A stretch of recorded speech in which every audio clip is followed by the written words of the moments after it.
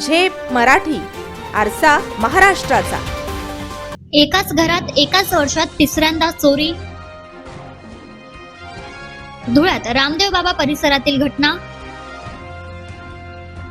चोरट्यांची हिंमत वाढली, नागरिकांमध्ये दहशत.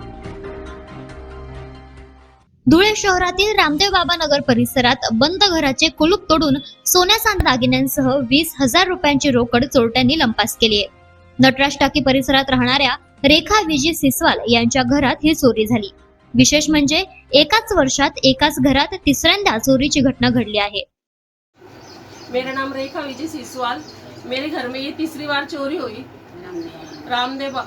Address Ramdev Baba Nagar municipal colony हुई थी, पर पुलिस ने कुछ करे नहीं.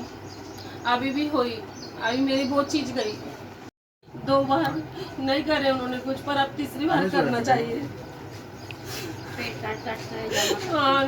सिसवाल कुटुंब त्यांच्या निकटवर्तीयांच्या घरी मुक्कामी गेले असता घर बंद असल्याचे बघून चोरट्यांनी ही संधी साधली.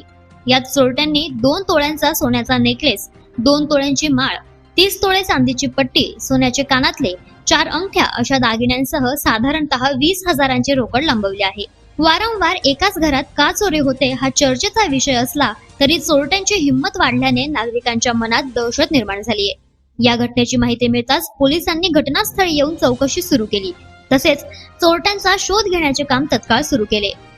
प्रतिनिधी कार्तिक सोनवणे, झेप मराठी, धुळे. अशाच वेगळ्या आणि ताज्या बातम्यांसाठी पाहत रहा झेप मराठी, आरसा महाराष्ट्राचा.